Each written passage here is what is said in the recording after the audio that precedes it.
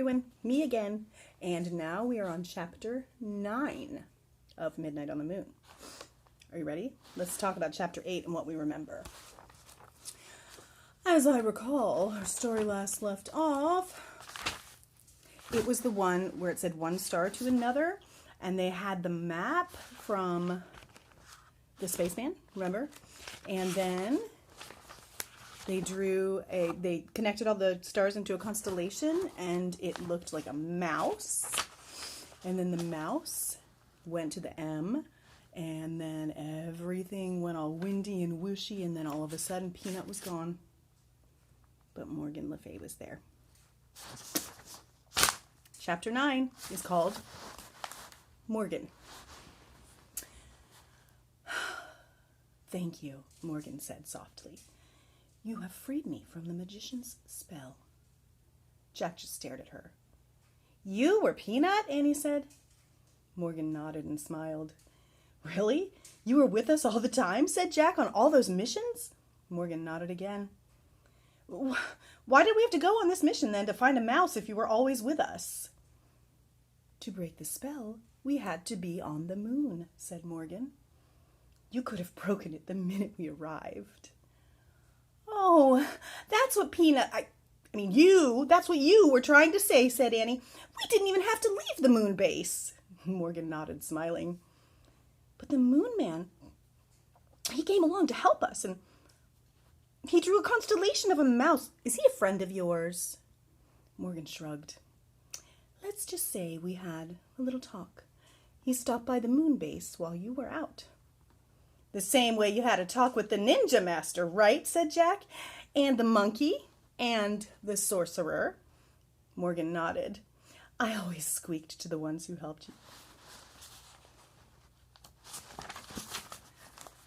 Here's a picture of Morgan. She does look very kind and gentle, doesn't she? "But how do they understand you? Like a mouse?" said Jack. Morgan smiled again. "Certain wise ones understand the language of little creatures," she said. "I bet it was you who turned the pages of books to show us where to go next," said Annie. Morgan nodded. "But who turned you into a mouse?" said Annie. Morgan frowned. "A certain person who likes to play tricks on me," she said. "His name is Merlin." "Merlin," said Jack. "The greatest magician who ever lived?" Morgan sniffed. "He's not that great," she said. "He doesn't even know that I have two brave little friends who help me." "Us?" said Annie shyly. Morgan nodded. "And I thank you both with all of my heart." "You're welcome," said Jack and Annie. Morgan handed Annie the Pennsylvania book. "Are you ready to go home now?" she asked. "Yes," said Jack and Annie. Annie pointed to a picture of the Frog Creek woods. "I wish we could go there," she said. The treehouse started to spin.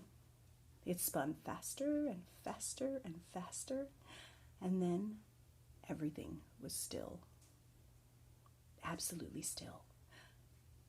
But only for a moment. That was chapter 9 of Midnight on the Moon. And we only have one chapter left, my friends. It is chapter numero 10. That one is called Earth Life. Join me in just a moment. I'll be posting 9 and 10, and this book is complete. So look for my next posting in a moment. Look for some fun activities, Mom and Dad, that have to do with moon life, creative writing story about what if you lived on the moon, and the parts of an astronaut spacesuit, some stuff like that you guys can do at home, just to kind of follow up the moon book, the idea of the moon and the spaceman, and this cool book so far. One more chapter. See you soon.